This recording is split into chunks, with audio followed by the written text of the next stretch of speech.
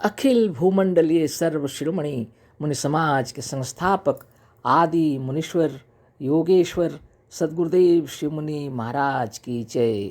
उपस्थित मुनि वृंद, साधु सज्जन वृंद, संत वृंद, साधक वृंद, आध्यात्म ज्ञान के जिज्ञासुओं और प्रेमियों, सभी श्रोता वृंद, आप सबको मेरा कोटिशः नमन, सप्रेम जय जीव। तो आध्यात्मिक चर्चा चल रही है और हम लोग सद्गुरुदेव शिव मुनि महाराज रचित ग्रंथ निरोग होने का अद्भुत उपाय पर चर्चा कर रहे हैं और अध्याय 11 पर चर्चा हो रही है, सृष्टिकर्ता मनुष्य। आगे पढ़ रहे हैं, है ना।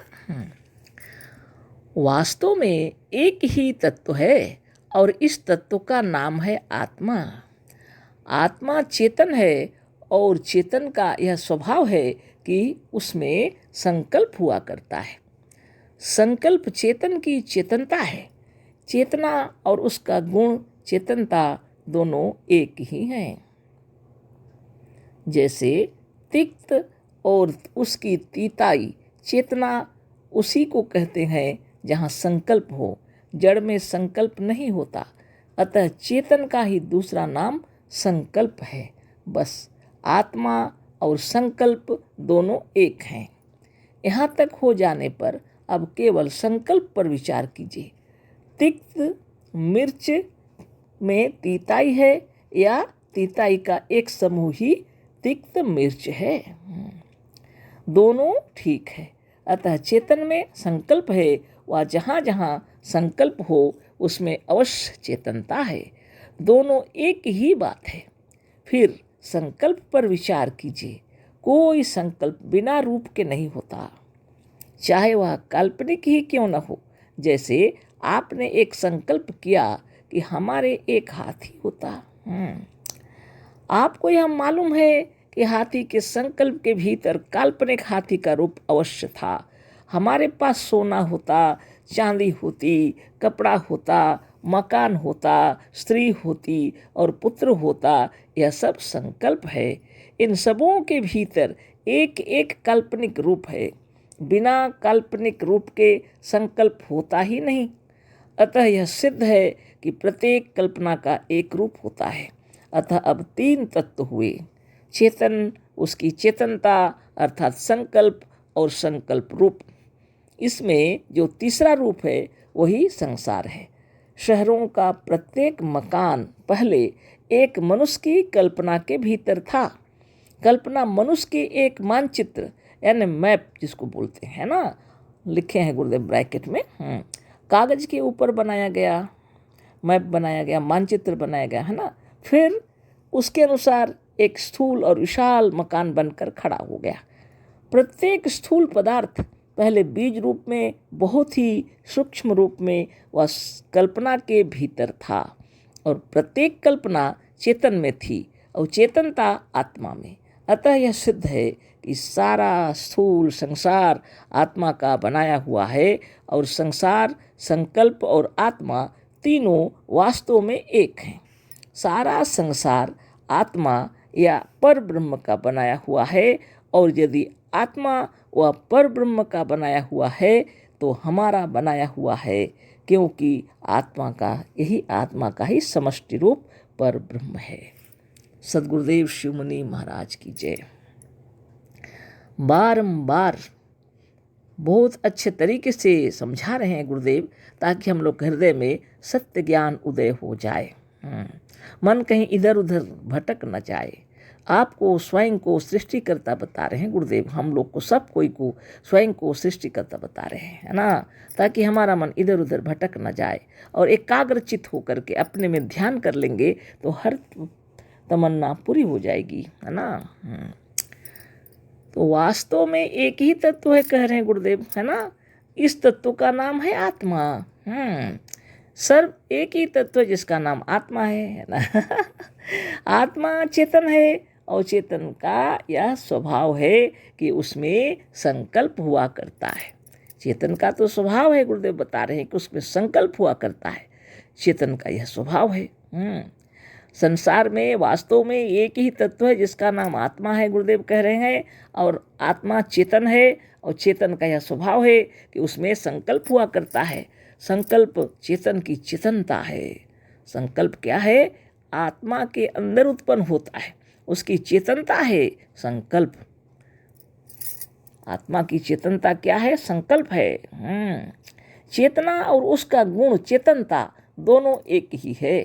आत्मा चेतन है, चेतनता उसका गुण है, तो दोनों एक ही हुआ ना। जैसे तिक्त और उसकी तीताई, जैसे तीता माने और उसकी तीताई। मिर्च को झाल बोला जाता है ना, तीखा है ना तीताई लिखे हैं, कोई बात नहीं, वैसे भी होता है। तीता भी हम लोग बोलते हैं, है ना। तो चेतना उसी को कहते हैं जहाँ संकल्प हो। चेतना भी उसी को कहते हैं जहाँ संकल्प हो। जड़ में संकल्प नहीं होता। जड़ में कैसे संकल्प होगा? उसमें चेतनता ही नहीं है ना। तो सद्गुरुदेव का कहना है जड़ में आत्मा भी नहीं है। अतः चेतन का ही दूसरा नाम संकल्प है। चेतन का ही दूसरा नाम संकल्प है। बस आत्मा और संकल्प दोनों एक हैं। तो प्रमाणित करके गुरुदेव बतला रहे हैं कि आत्मा और संकल्प दोनों एक हैं। यहाँ तक हो जाने पर अब केवल संकल्प पर विचार कीजिए। यहाँ तक जब हो गया तो अब केवल संकल्प पर विचार कीजिए। तिक्त मिर्च में तीताई है या तीताई का एक समूह ही तिक्त मिर्च है, दोनों ठीक है। मिर्च यानी तीताई उसी के अंदर है या संपूर्ण मिर्च के अंदर में तीताई है, दोनों एक ही है ना। अतः चेतन में संकल्प है, वह जहाँ जहाँ संकल्प हो उसमें अवश्य चेतनता है। तो सद्गुरुदेव कह रहे हैं चेतन में संकल्प है। अब कह रहे हैं कि जहाँ जहाँ संकल्प है उसमें अवश्य चेतनता है, दोनों एक ही बात है। फिर संकल्प पर विचार कीजिए। कोई संकल्प बिना रूप के नहीं होता, चाहे वह काल्पनिक हो, काल्पनिक ही क्यों न हो। तो सद्गुरुदेव कह रहे हैं यदि संकल्प भी करते हैं तो उसका एक रूप होता है, जिसका आप चिंतन करते हैं उसका एक आकार होता है, वो चाहे काल्पनिक ही क्यों न हो। उदाहरण दे रहे हैं, जैसे आपने एक संकल्प किया कि हमारे पास एक हाथी होता। आपको यह मालूम है कि हाथी के संकल्प के भीतर काल्पनिक हाथी का रूप अवश्य था। मन के भीतर आपने हाथी का कल्पना किया, पहले से हाथी भी देखे हुए थे, अब वो विचारों में आ जाता है तो एक रूप दिखाई पड़ रहा है भीतर अंतर मन के अंदर में। हमारे पास सोना होता, वो भी विचार आया। चांदी होती, कपड़ा होता, मकान होता, स्त्री होती और पुत्र होता, यह सब संकल्प है। इन सबों के भीतर एक एक काल्पनिक रूप है। जो जो सोचते हैं उसका एक काल्पनिक रूप सामने खड़ा हो जाता है। नदी, झील, झरने, समुद्र, सागर, पहाड़, पर्वत, अब जो बोल रहे हैं आपको सब दिख रहा भीतर, है ना कितनी बड़ी बात है। सद्गुरुदेव की जय, है ना, जिन्होंने ये बताया कि संकल्प भी चेतना में होती है। आत्मा ही चेतन है और चेतना में संकल्प है, और जहाँ जहाँ संकल्प है वहाँ वहाँ चेतनता है। इसका इतना सुंदर उदाहरण उन्होंने बताया। और संकल्प भी क्या होता है? आकार लेके रहता है, उसका एक रूप होता है ना। अतः अब तीन तत्व हुए, चेतन, उसकी चेतनता अर्थात संकल्प और संकल्प रूप। अब तीन तत्व हो गए बोल रहे हैं गुरुदेव। एक चेतन हुआ, तीन तत्व हो गए, उसमें चेतन यानी आत्मा, उसकी चेतनता, आत्मा उसकी चेतनता और संकल्प। चेतन, चेतनता और संकल्प, तीन रूप हो गए। इसमें जो तीसरा रूप है वही संसार है ना एक चेतन है, उसकी चेतनता है, और एक संकल्प जिसका आकार होता है, जो गुरुदेव बतला रहे हैं ना। कितना सुंदर उदाहरण दिए। हाथी सोचते हाथी दिखाई पड़ता है मन के अंदर। जंगल, झाड़, पहाड़, पर्वत, जो सोचते दिखता है वैसे ही। कितनी सुंदर बात। चेतन क्या है? आत्मा है, उसकी चेतनता उसका गुण है, और उसके जो संकल्प है वही संसार है, जो रूप लेकर के खड़ा है। जैसे आपने सोचा हाथी तो हाथी दिखने लगा। तो आपने जो जो चीज सोचा, संकल्प जो जो किया, वो जो उसका जो रूप दिखाई पड़ा वही संसार है। वाह, बहुत बड़ी बात है। तत्व से समझा रहे हैं सद्गुरुदेव कि जितना जो जो कुछ है चेतन की संकल्प शक्ति से यह संसार है ना। एक ही बात है, लेकिन तीन रूप बताए। चेतन आत्मा है और उसका चेतनता, उसका गुण और उसमें जो संकल्प हो रहे हैं वही रूप संसार है।